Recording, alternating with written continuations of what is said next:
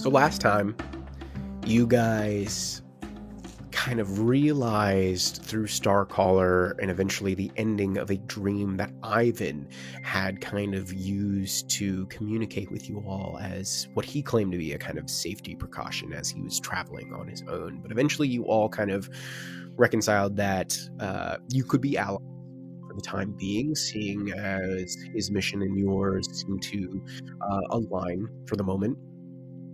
But your current mission leading towards Neverlight Grove seemed to set the precedence as he had no idea how to get to the Dark Lake, and you all had made a promise.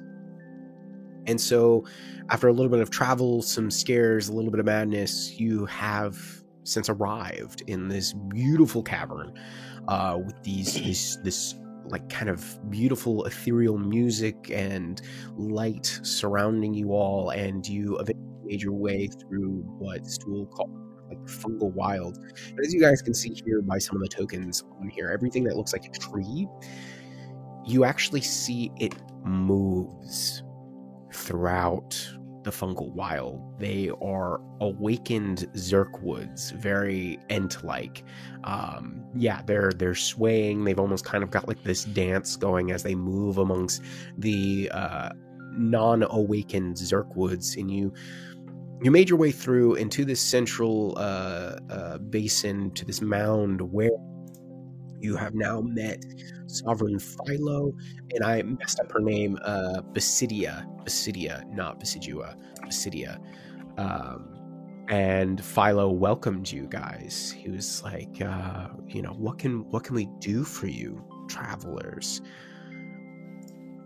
And he starts back up and he says, "You're safe, my friendly softers, and you arrive at such a wondrous time, for Neverlight Grove is on the verge of something great, something marvelous. Celebrate, as the day of joy is nigh." This is undoubtedly great news. It is a pleasure to make your acquaintance. I am Artemis Starcaller of the Kingdom of Ember, and I come as an emissary to see if there might be peace between our kingdoms, and just for curiosity's sake, what kind of celebration you got going on here? A wondrous and glorious surprise, my friend. Oh, do not worry, but this Kingdom of Ember, we have not heard of them before, and we are no such kingdom. We are but humble tenders and caretakers to our people. Starcaller goes up and nudges Scylla. Say something. I am Scylla. It is nice to meet you. We've brought our friend Stool home. He has helped us and been a great warrior alongside us. Oh, a warrior indeed. Stool, this is wonderful to hear. Thank you, Scylla. And Philo, his large body just kind of bends down and he extends a hand and he's like, "I believe this is a custom amongst your people." She gives him a low five. Thank you. He takes his hand back and straightens back up. I'll never wash it again.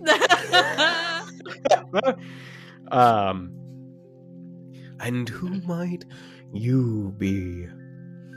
He's looking at you. I am Sephel. I was imprisoned along with Stool, which is most likely where he has been, or where he was when you lost track of him. We escaped and have been traveling together since. He's been a trustworthy and excitable companion. Imprisoned, you say? And that's when you see Basidia comes forward and she's like, "Stool? But what imprisonment? Who took you?" These drow took me when I was wandering towards the entrance there. After that I was kind of a blur, and I've been making my way back ever since. And Basidia is kind of taken aback, and she's like, "Drow, that's That's quite odd. We had some come through not all that long ago, did we not, Philo? I don't remember. I was like, oh no, yes, they came and went quite quickly after we showed them the garden of welcomes. That they had business elsewhere. They could not stay for our celebration. All of you make insight checks for me.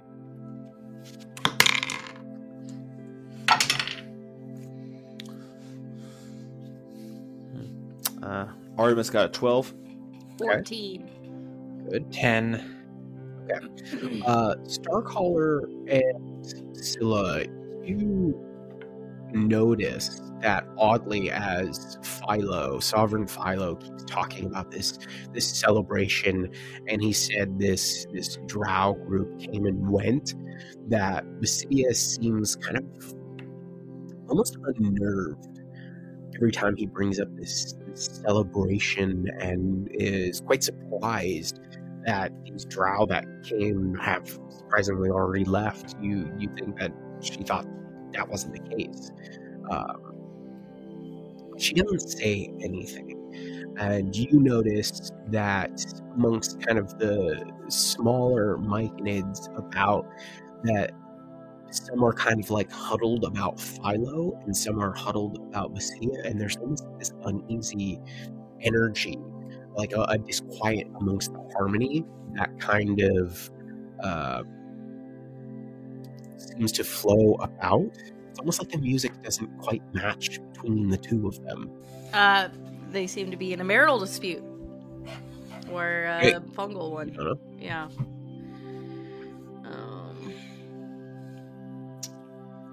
Well, we certainly don't want to interrupt your celebration, especially if you are at its culmination. We would just perhaps observe. Philo kind of parts up. He's like, oh no, please, you're absolutely welcome to stay and join in our celebration. The great Cedar would be most overjoyed, I'm sure. And you guys still kind of noticing the disquiet between the two of them. Quite subtle, in fact. Cedar goes, Philo, I would take our guests here and show them about our wonderful cavern and talk to them about our home. Perhaps entertain them before the celebration. And Philo goes, oh no, that's a wonderful idea. And then perhaps we can show them to the Garden of Welcome. And Basidia kind of nods and just, yes. Come with me, you friendly softness. And she walks by you guys and kind of mentions, come along now. I will show you amongst the files here. I'm excited for the tour. Scylla will, try. She wants to hear what this mushroom lady has to say all alone. Yeah, absolutely. Ivan kind of following along with you all kind of comes up beside Scylla and goes, this is very odd to know that this place should exist, especially considering everything that you had told me before. The Demogorgon and Dagon wander about the Underdark. It does seem odd that this area seems to be untouched, but the Underdark is vast. It's hard to predict the pathing of creatures that ought not be here. This is true. Sorry to deserve your pensive thinking. And he kind of takes a couple steps away from you, still following about the group, and kind of leads you to your own thoughts. And as you guys start moving away, you eventually come up to, and you see Stool has kind of like stayed back with some of the other myconids, kind of happy to be speaking with them again to be home. You follow with Basidia, and you come up underneath this very large Zerkwood, and you see that there's another kind of smaller mound, and there are a circle of smaller myconids there as well. And they all kind of seem to be doing that same thing, just kind of the song picks up and they're swaying together. And she goes, "This is our time of melding, where we commingle our thoughts and our feelings amongst ourselves. And, well, we once used to do this all together within the Central Basin. However, Philo thought it was more conducive for us to separate, which I have found rather odd, to say the least. It is not our normal practice. In fact, you come at a bit of a interesting time, as there seems to be something not quite right with our sovereign Philo. And as outsiders, I would perhaps hope you might be able to assist me." I would be curious to learn more. You're saying that there's another group of you? "Oh, well, here amongst us," and she waves her arm in front of you, and you see that there's a circle of 12 or 13 myconids underneath this large Zerkwood, as you guys see where you are on the map. You see it's kind of in this alcove south of these kind of terraces here. And she goes, "No, this is what some would refer to our circle of hunters. They are the ones that bring those that have perished amongst the Underdark, not too far from our home here, and bring them here to help fertilize our people, help us grow new life. That is the circle leader there," and she points out a particular one that seems to have a couple more growths, tubers kind of growing out on his left side, and she goes, "That is Lupamumba." And they are not invited to partake in this celebration? No, Philo insists that everybody is, but Lubamulb, like myself, is nervous about what this celebration is. We're not all quite so sure, while others of us agree to it wholeheartedly. So you are not yourself sure what the nature of the celebration is, then? No. And this is not common for celebrations in your community? There's usually more forthrightedness. I would say so. Every day we celebrate with our melding, the beauty and simplicity of our lives, and what it is to be amongst the circles that make everything the way it is. That was our celebration, but then Philo came forward, I don't know how long ago, and spoke of this great cedar and a new song. It's odd and chaotic, and some of the others have embraced it wholeheartedly. Speaking of this celebration, they keep saying it is so close, but I don't know, something about it unnerves me. Hey, well, I'd love to cop another divine sense here. Yeah, absolutely. What's your range? It's but a mere 60 feet. Okay. Yeah, you don't sense any. Actually, you would technically sense undead in a way by some of the spore servants that you see moving about. But what are the other things that you detect? Fiends, Fey, fiend, and undead. Yeah, you don't detect the Fey and the Fey and fiend part. Well, sure, we can take a closer look. Perhaps is there do you have a particular way you'd like us to go about this inquiry? I'm not too sure. Perhaps you could inspect some of the smaller circles that Philo had brought about, those that seem to embrace his new song in this celebration, and maybe probe them for some new answers. Other than that, perhaps accepting Philo's invitation to the Garden of Welcome. That is something that he has a group called the Circle of Masters, which is, again, fully against what we are. We are all one people. We should not be broken in this way. One of our own, Yesterbrod, was sent up into the higher terraces to watch over this Garden of Welcome, but I have not seen or heard from them in quite some time. I feel lost in my own home, and many others are starting to share this sentiment, and we wonder if perhaps we should take leave.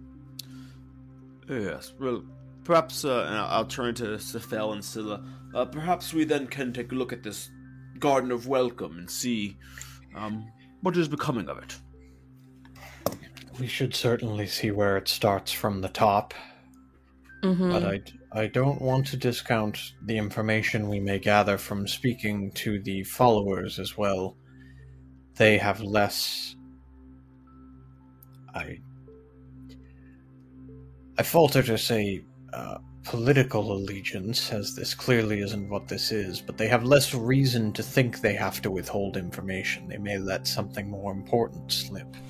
Perhaps you should lead our investigation, Sefal, and our questioning. Very well. Well, let's speak to Philo first. I think we start with the Circle of Masters. And then we come back and speak to the small folk. Thank you for endeavoring to take on this task. I know I have no right to ask such newcomers to this place, but if you have brought Stool all the way here, I can't imagine you would bear any kind of ill will towards us. Well, it would not exactly be a journey completed to leave him in unsafe and unfamiliar hands. But in truth, we are not unfamiliar with leaders having a strange change of mind. You've encountered something of the like before? It's becoming sort of a pattern. Oh. And this has happened in these other groves that you've visited? We experienced some in the city of Dimcan, the Kingdom of Ember from whence we came, but also Scylla and I experienced it in the city of Gracklestug, though we were unfamiliar and unable to correct it at the time. Well, please, I won't hold you back. If what you know could help me suss out, or if Philo truly has some kind of odd, benign celebration that truly means nothing but perhaps a new way of life here, I would be happy to know. Thank you. Very well. Well, let's go speak to Philo then. Okay. If you guys could go ahead and move your pawns about. As you make your way back towards the central basin, you see that some of the other Myconids are gone. You no longer see Stool there, but you do see Philo kind of swaying with a couple others, and he turns around and he goes, friendly softers, how was your welcome here to the Grove? It was nice. You have a lovely home, and we're happy to be within it. Thank you. Lovely aroma. Oh, yes. No, the scents are truly of the divine here. Mm-hmm. But we did want to be sure that we were, if we were going to be in your community, at least for a short while, then we should adhere to all of the customs. You mentioned a circle or a garden of welcome. Yes, no, I think it is the best place for you to start. I have been cultivating it with my good friend Yesterbrod to help welcome both new Myconid of us, those of the sweet children, and new friends such as yourselves. Of course, the entrance is but over by the Circle of Masters. I will have one of our own help guide you there, and I'm sure you will see Yesterprod. Excellent. Thank you very much for your hospitality. We shall return after our visit. Oh, but of course, always welcome and happy to help. During this conversation, I'm paying very close attention to his mannerisms. I'm watching his eyes to see if there's anything weird going on, like the miners. Okay. In Dimcare, and like, is anything going on with this guy? Make an insight check. Anybody can do this, or it's just a foul. I don't know what everybody's thinking here. I'm looking around for vibes. Yeah. Vibe check. Vibe check. Yep. Vibe check. I don't necessarily need it in this case, but I'm gonna go ahead and use a knowledge. Okay. Get a little bump here. I got a 15. 15. 13 over here. Okay. 23. Okay. You all think he's on the level. You know, he seems absolutely welcoming and excited for you guys to go visit his new garden. He doesn't seem to be bearing any ill will towards you. But does it seem like forced or Nope. like otherworldly in some way? No. I mean, more so than Myconioids. No, you're not picking up on any of that. Okay. All right, then let's go see the garden. Okay. One of the Myconid about him, he kind of like ushers and he's like, go, show them the way to the Garden of Welcome.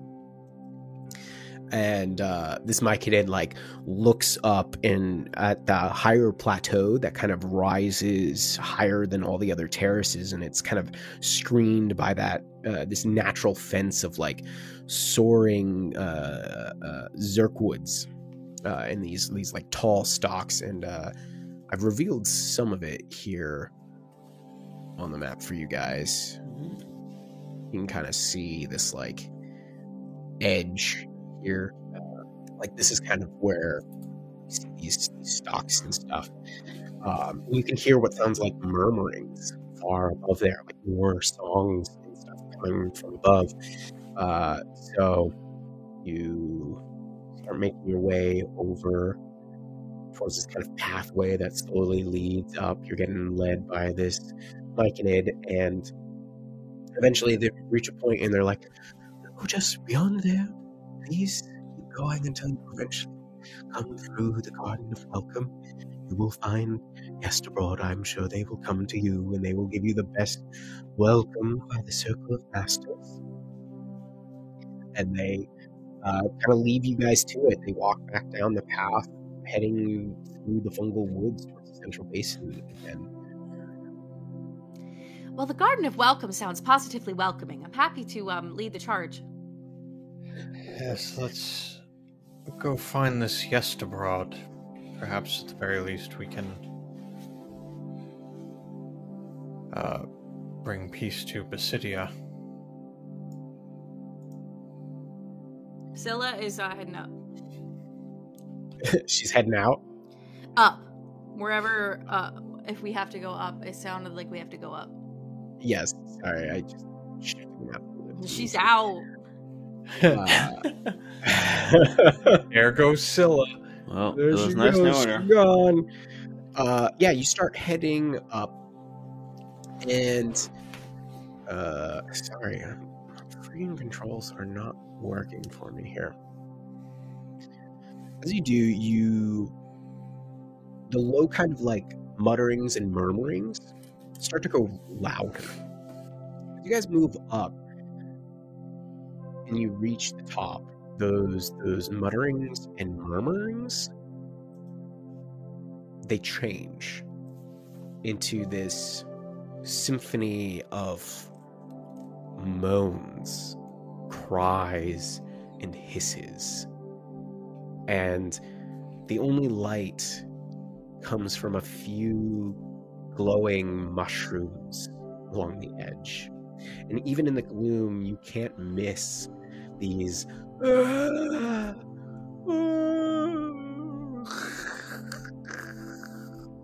one voice calls out very loudly, and you see but a handful of feet in front of you is a head of a creature. And then scattered amongst the ground beyond them as you see more and more dozens of heads of various creatures, denizens of the Underdark. But this one calls out loudly to you. It's like, please, for your gods of light, kill me. And you see from the soil where this head's crying out, it's a female drow. This lichen is like growing on her face. Half of her face seems somewhat dissolved, like an eye is ready to fall right out, and like a goo. Her hand bursts forth, and she's like, "Kill me, the great Thena, a trap. She's here, waiting off the gate. Dogs boy.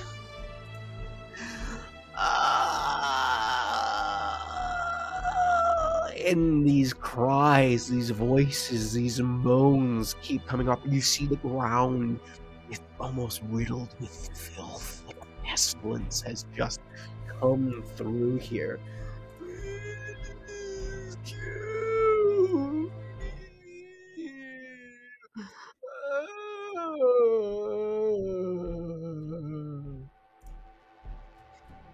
What are you guys thinking? What do you do?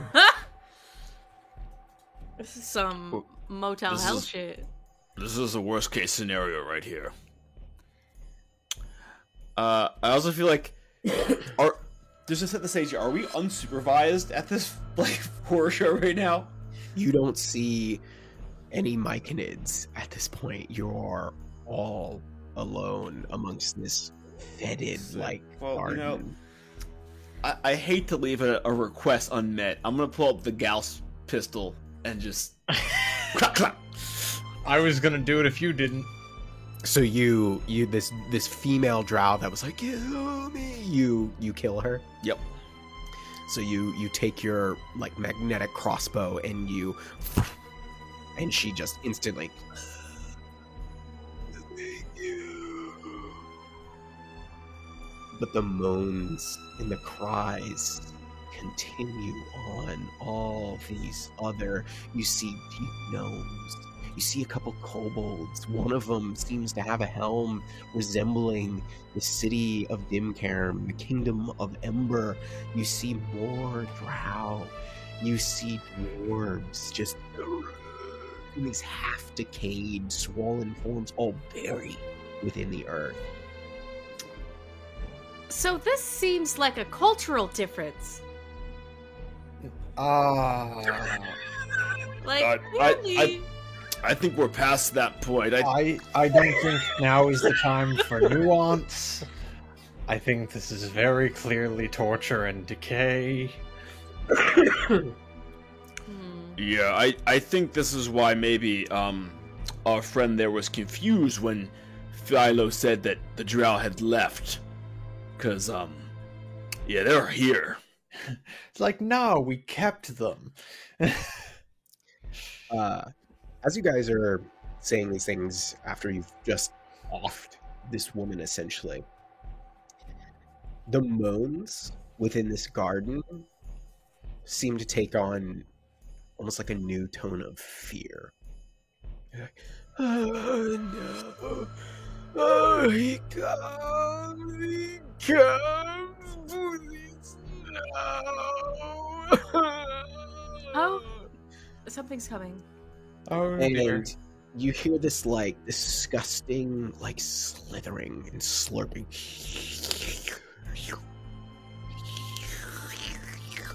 but it sounds of a large scale. And then you see kind of these large tuber-like trees just starting to move aside until you hear this voice. Welcome, travelers. Are you here for the wedding rehearsal? Friends of the bride or her intended. And then you see this disgusting, large, maggot-like worm come slithering through tubers growing off the top in these weird stalks.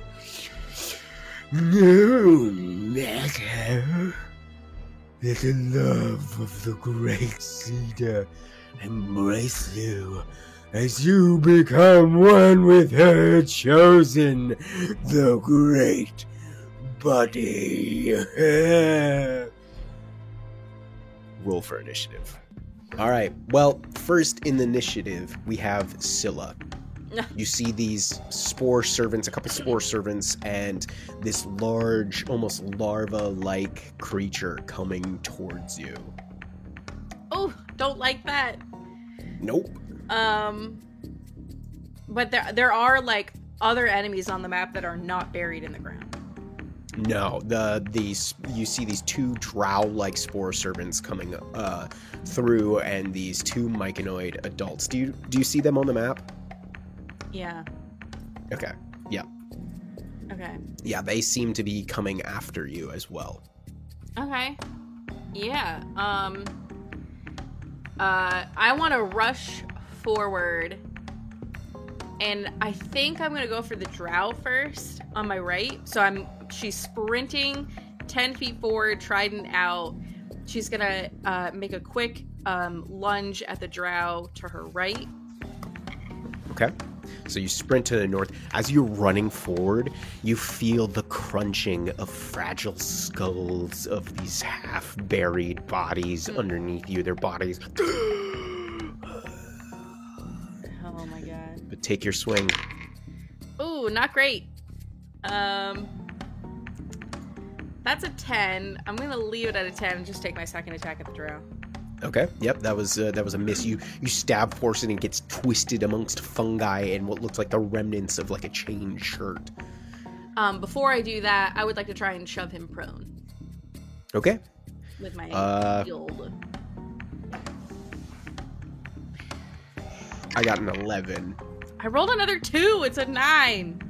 Okay, so you Oh do my not God. manage like you see his feet are like sunk into the ground, and like the large kind of hard fungi around his feet give him extra purchase, so you can't shove him down. Dang. All right, second attack.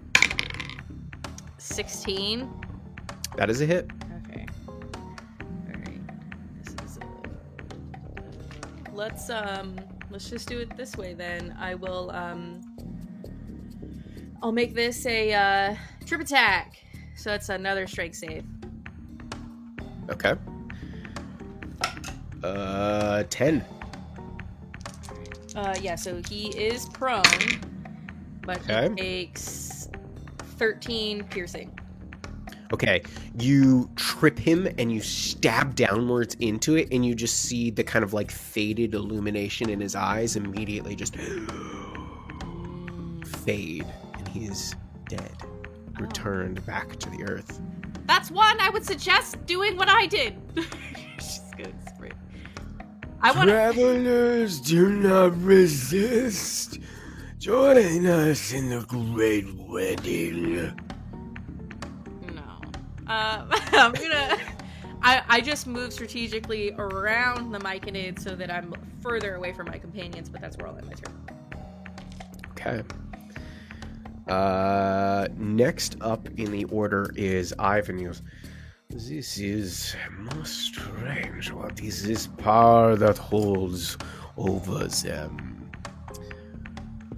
Oh, Starcaller, please show us your strengths.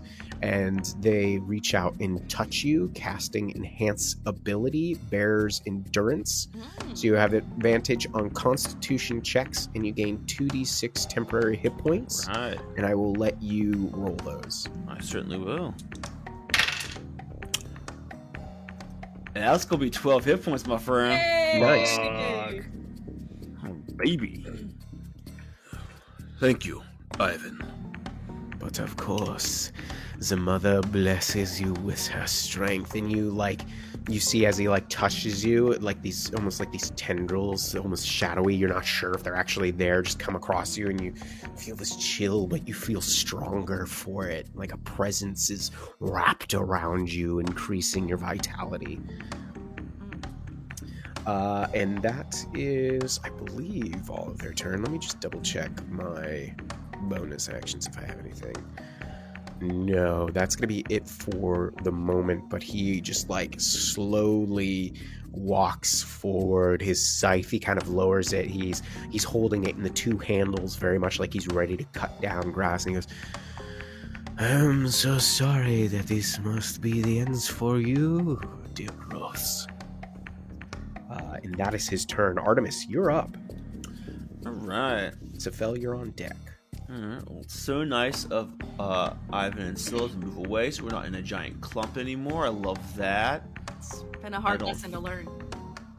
I don't think I'm making any bad lines here, but Starcaller is just going to kind of step out a little ways, not wanting to close just yet. Is going to, still holding the Gauss pistol. He is gonna you see it glow for a second as bonus action cast Divine Favor on myself. Okay. And then I'm going to take a shot at Yesterbrod. Okay. Do it. That is a bad roll. No way about it. That is a 10. That is a miss. You see this projectile make purchase into it, but it twists and buries into it, and Yesterbrod doesn't even phase him. He's just the cedar, the body, they require more. Yeah, so about that. And I'm gonna shoot again. Okay. That is much better. That's a 24. That is a hit. Yep. Alright, that is 2 plus 5, 7 points of piercing and 3 points of radiant. Okay. Yeah, that time the shot buries in and tears off a hunk of his twisted, maggoty-like freshness. It is no matter. I will be blessed with regrowth. Okay. Is that the end of your turn? Yeah, that's all I got. All right. Sephel, you are up. Okay. We did a really great job of leaving Sephel open for some cool AoE spells, so he is going to take his staff from his side, and the pieces of it start to separate, and we actually watch them start to vibrate and reverberate and shake around each other as he charges up towards this myconoid creature. And as he reaches the end of his charge, he slams the staff down, and all of those pieces slam back into the core of the staff and burst outward in a pulse wave. Okay. So you charge to the northwest, and then you do this pulse wave on this myconid adult. So I do it on the myconoid adult, the drow behind it, and Yesterbrod. It is a 30-foot cone. Oh, nice. Okay. What do I got to roll here? Dex save? A Constitution save. Constitution save. Okay. For the myconid adult in front of you, that is an 8, so that's a fail. That's a fail. The drow spore servant about almost 15 feet back to the northwest. Natural 1. That's a fail. Yesterbrod. Wow. Natural 9 for an 11. Fail. Oh, crap. Wow. Okay. So, they all take 6d6 force damage. Oh my god. Jeez. Jesus. What? Ooh, I rolled pretty well, too. So they take 26 points of force damage. What? Okay, both the Myconid adult and the Drow spore servant 15 feet away are immediately just like ripped into fungal tissue, fleshy bits. All those screaming and mottled bodies buried within the earth instantly just blown back. You create this huge, like a tornado just ripped through, and it carries all the way up to Yesterbrod. How much damage was it again? 26? 26. Okay. And he's Great, pushed yeah, it 15 tears- feet back. It tears back into him. He gets pushed. He gets pushed because he failed. 5, 10, 15. Okay. Almost out of view entirely. I gotta reveal a little bit more. I picture like the gross, like maggot body just rolling across the fucking dirt. Exactly. That's exactly what happens. Just... Do we think Philo's going to He be starts upset to- about this? He starts to right himself again. Great leader, you'll make wonderful bridesmaids and groomsmen.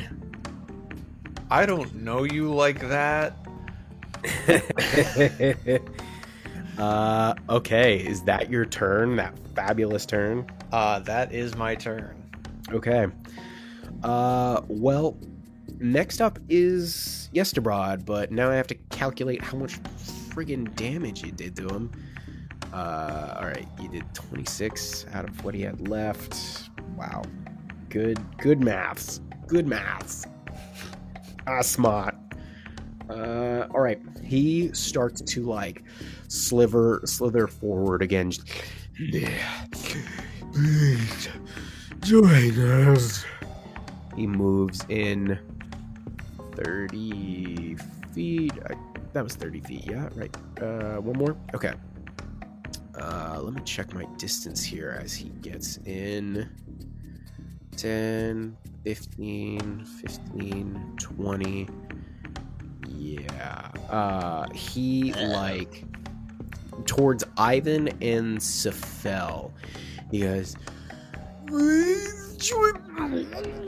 and he vomits these caustic spores in a 30-foot cone. I need you, Sefel, and Ivan to make dexterity saving throws.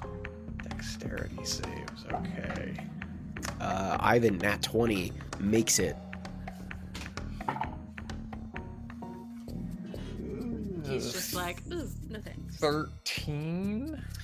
You succeed barely. Okay. As this stream of caustic spores emit from this nasty, maggoted, ringed teeth-like mouth. Have you guys ever seen a picture of like a lamprey eel? How it looks like a giant Yes. leech, and it like sucks. It's like that's the kind of maw he has. Gross. That these spores come from. He's this very twisted and hardly identifiable as a myconid anymore. That was a special ability, and now he is going to try and slam Ivan. What has Ivan got for a AC? So he misses on the slam with Ivan, and then this like pseudopod like tentacle flies out towards Sefel for an additional slam. That's a 15 to hit. That does hit. Okay. You are going to take 3d4 bludgeoning damage. So that is... You take 7 points of bludgeoning damage Okay, alright. and 10 points of poison damage. As this pod like leaves this viscous residue off on your skin. 5 points of poison. I have resistance. Okay, great, perfect, even better.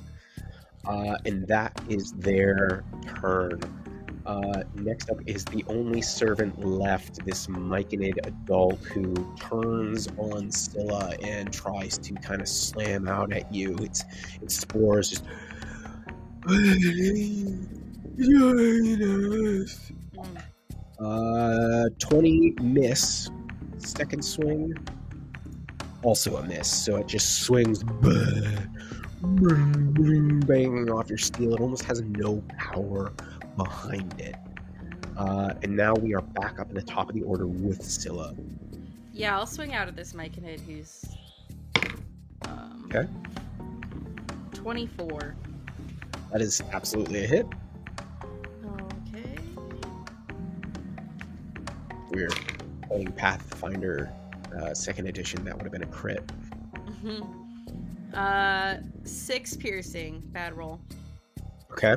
Yeah, it's still up, but you chew into its weird kind of flesh. Alright, I'll tag it again. That's only a 12. That's a hit. Exactly. Oh, shit. 10 piercing. Still up, but it's barely, like, stumbling to stand. I will bonus action attempt to shove it prone. Okay.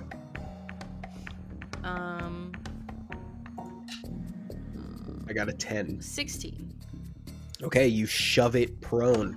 I can't roll to save my life, but it fits so perfectly with this decaying beings that you guys are fighting. Okay, and then I am gonna move. I'm gonna stay within its Range. yeah, but I'm gonna get closer to Yesterbrod and end my turn. Okay, so you move to the west, getting within 5 feet of Yesterbrod. All right, next up is Ivan. Ivan, just seeing all this coming about, it's like, oh, you are tainted, I can tell. I smell it upon you. I shall help return you to the soil. And he runs up, his goat legs springing him forward, and he swings with his scythe. Natural 17 for a 24 to hit. Where is my D10? There it is. 9. That's 4, so 13 points of damage. Does he? I don't think he has. He's not high enough level for that. So 13 points of slashing damage on Yesterbrod. And then he stays there, kind of facing off with him. Okay, next up, Artemis. Alrighty. So Artemis looks out the scene here. I got Sethel on the left flank. Ivan and Scylla are both closing in. We have one more, Sporling, and then of course Yesterbrod. I'm gonna move right up to that first little spore guy using 15 feet of my move. Actually, let's make it 20. I'm gonna get between Yesterbrod and that last spore guy. Okay, the one who's prone on the ground. Yes, I'm gonna attack our prone guy first. All right. Swinging with Dawn's Edge. Yes. Okay, so yeah, good point. Bonus action, Dawn's Edge. I don't have a good word. Darkness coalesces around the blade. And that's a good roll because Dawn's Edge is a disgustingly wonderful weapon. That's 26 on the die. Absolutely. What's her damage die again? Like 2d8? It's a 1d8 unless our friend here happens to be undead. I think with all of your bonuses, it's not going to matter. He had 3 hit points left. So Yeah. you just slice him through. The smoky blade of Dawn's Edge whips through, and you see the cinders, what's left of her kind of holy power, just starts to burn, turning it into ash. Oh, hell yeah. And then I'm gonna go ahead and I'm gonna hit Yesterbrod with Dawn's Edge as well. Okay. And that is also a 26 to hit. That is a hit. You know what? Let's get spicy here, William. All right. Let's burn a Smite. No. Divine No. Smite. Smite. No. Don't smite. Yes. Yes. No smiting. All the smite. love spite. I must do it, William. Nope, move that. Those. All right. That is 7 points. 9 points of necrotic from Dawn's Edge. Now get ready for some math here, buddy. 9 points of necrotic, 2 points of radiant, and then a further 15 points of radiant. Keep it tight. That was exactly what you needed to kill him. Shit. Describe your kill. Hell yeah. Starclaw rolls up, ignites Dawn's Edge, just like kind of traces Dawn's Edge against the ground, slicing through the body of the first Myconid, and then jumps up and brings the Shadow Blade down into Yesterbrod, and like the necrosis just like forms this gray scar that spreads across their strange, like commingled body. The bride before the wedding.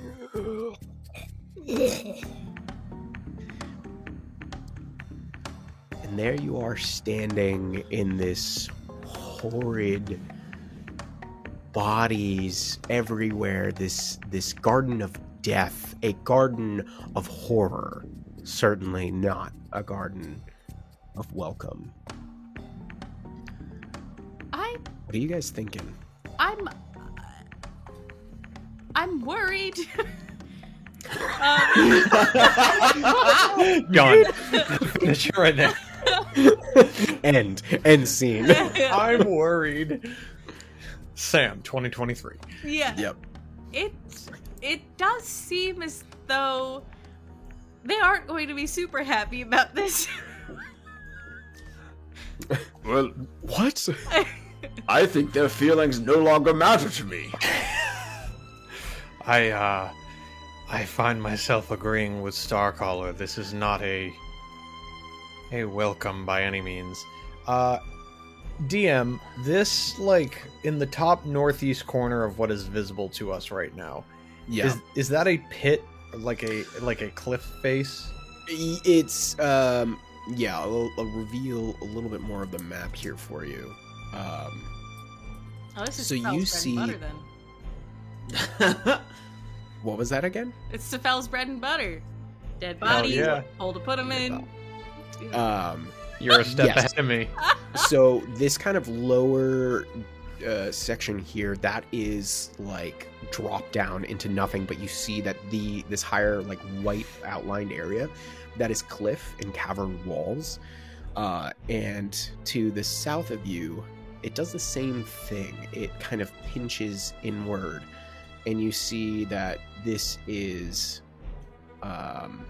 where it kind of pinches inward, closing off the far cavern that you guys could kind of see that was shrouded in mist before. You can't see all the way back out in that direction, but you know it seems to continue on, and this kind of like fetid grossness continues that way. Whatever corrupted this creature probably lies further beyond, but Starcaller, Scylla, first would help me move the corpse to the side here. And Sefel he'll cast Adjust Density to lighten it a little bit, but he's just gonna start rolling the bloated body towards the cliffside. So Phil, like, I mean, don't get me wrong, we all have to cover up a crime, but like, why? I simply want to dispose of it. I want it out of this area. Like, Okay. for like propriety's sake, like. I would have to agree with Sefel here. Should one of Philo or his members decide to come up here and see that Yesterbrod is yes to no more, well, then... Yesterbrod is You're gonna yesterday's roll tonight, news, Sam? if you know what I Yes. mean. No, fair enough. Yeah. Starcaller Unless help you- move the corpse. Unless you just- have a particular reason for it to remain here. Not necessarily. I just, what are we hiding this from? We already know that the queen. I don't know if they're a queen, but we were tasked with finding what was the problem here. This might be evidence we could use for our case. This is true. I tend to lean with Starcaller on this. Proof that something has clearly happened to this Yesterbrod. It was one of the Machinid, was it not? Okay, so hear me out. We push it over the cliff face that goes down into the gathering center. Now we're talking. That seems very uncouth. Now we're sending a message. That seems like the opposite of what you wanted to do first. Well, you know what? Let's compromise. We don't move it. It stays right here. Until we figure out what lies beyond. This seems a bit more agreeable, yes. Very well. Let's see what lies beyond then. But I will push a body over a cliff. I do know that. Mind you. You have that It will chance. happen. As you guys are kind of debating this and moving amongst the corpses and some still moaning bodies buried within this garden, you notice that there's a handful of items littered upon the ground. No, we love items. Oh, Yeah. tell us more. Oh yeah, why aren't we loot goblins? Yeah, you guys are like the weirdest non-looty goblins of a D&D group I've ever known. Well, we try to loot the normal loot places and we never find anything, so we don't check the non-looty graveyard. looking places. Okay, I You've reach. got a field of dead bodies here. Fine. You know Roll what I do investigation then? checks. Fuck. I'm gonna cut open Yesterbrod. Okay. Gross. You don't think he's eating some shit? Well, hopefully you'll find it because that's a 4. Dirty 20. Dirty 20, great. 26. Ooh. Okay. Starcaller, I imagine you and I then are talking, while the others are kind of more closely investigating the bodies and the things littered about. But you guys find a set of +2 studded leather armor. Oh, baby. You find a +2 short sword. And you find a very interesting looking bag. And after a little bit of investigating, Sefel, you identify it as a bag of holding. Oh shit. Is And there within it, anything you find 2 spell scrolls. One of Remove Curse, and one of Spider Climb. Yeah. Amongst all the bodies in various bags and sacks that you find and you pull up, you find 40 days worth of rations. Damn. And you find 320 silver pieces. And amongst these corpses, you find 6 of these drow. Some of them spore servants, some of them no longer with us. But each of them carries a chain shirt and a short sword. Do any of the drow look mildly familiar? With your investigation check, the only... let me double check here.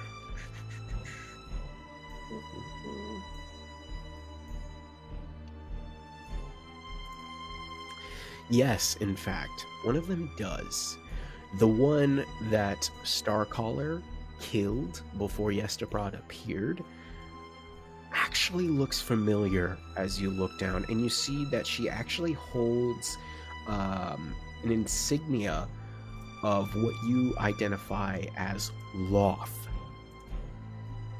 And you realize that this individual was part of the party of Ilvara, the woman who captured you all and has been chasing you since. So it might lead you to think that perhaps she's close or she came this way. That means nothing to anybody in this party but me. Yep. Mm-hmm. Sounds like Stool. Sefel's problem. Yeah. Most of them are these days. Indeed. Actually, while we're here, are you meeting these items out, Sefel? Yes, I would. Scylla, and I'll toss you the short sword. Oh, hell yeah. I assume, Sefel, you have no use for such things. I do not, nor do I have use for the armor. I would only request that you allow me to keep the scrolls. I have no use for them. Well, I guess I do, but I can't smite with them, so really, what's the point? I too could use them, but I have no need. The mother provides all. Hey, Will? Yeah. Can I put that armor on right now? Yeah, if you want to take the 10 minutes to doff and don the old armor and the new armor, absolutely. You can take that time, yeah. Do you guys mind? Oh, did you want to get changed now here? Yeah, just literally in this middle of this carnal pile. No, it's fine. Just go behind the giant maggot creature. We won't look. Yeah, I'm not doing that. All right, well... he's already started. Oh. We're all friends here. Scylla, you sleep in the bathtub, so I think modesty is long past. Well, it's more for you than me. Excuse me? Well, rephrase. Like, if I look away, that is for your modesty, not for mine. Ah, very well. I have nothing to hide. I look Artemis this way. winks. You have I something look in your this eye. way everywhere, so... Yeah, right. Starcaller, as you wrap up donning your new armor, I imagine you all are, as you had said before, going to start making your way towards the further back of this, like, garden and cavern beyond, correct? Yes. I would like to. Okay. As you start walking that way, echoes begin to spill from the misty cavern beyond, and a cacophony of wheezing voices that rap together like some kind of discordant music. And the remaining heads planted within this garden of welcome begin to croak and groan, joining this horrible song. And through the mist that shrouds the smaller cavern, you begin to see a parade of creatures responsible for the melody. Their bodies are only vaguely humanoid, with clusters of luminescent lichen and tumescent growths forming chaotic patterns on their decaying flesh, their voices stabbing into your mind, both insane and gleeful in equal parts, and they march as if in a wedding procession. From rocky bed their headstools rose, from chaos dark her love she knows. Wish, yearn, love, oh, the lady will be wed. Crave, hunger, dance, her joyous spores will spread. Youth is gone, beauty rots, Aramoka sans ergot moy, joined together, heart to heart, becoming one, till death do part. Hail, hail, hail! And that's where we'll end today.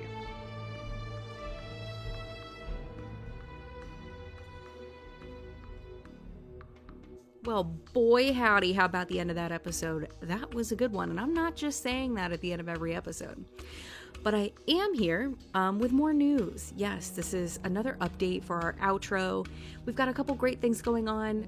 The first of which is we're going to be launching our first sanity check, which is a new segment we're going to do every couple months to just update all of our listeners about the great things that we have going on. So kind of like an outro, but it's going to have the whole cast, and we'll be talking about all the different things in the pipeline that we're working on for the podcast. The first one of those is going to come out in April of 2023. The other thing that we're doing that is super fun is I'm actually running a one-shot with the gang. It's a little bit of a mini adventure. We've already recorded 2 episodes. We suspect there'll be 6, although depends on how they go through the story. So we'll be posting the first of those here pretty shortly as well. And then lastly, I just want to remind everybody about our socials. We've got memes dropping every Monday over on Twitter at The Madness Table. We've got an Instagram page. that you can catch us on as well. And Will has been dropping some banger TikToks, so you can find us at the Madness Table over there as well. And I guess the last thing I'll mention is if you're interested in supporting us, if you're loving the show and want to toss a coin to your Witchers, that's us. It's going to be ko-fi.com/the Madness Table. And that's it. Until next time, when the madness continues.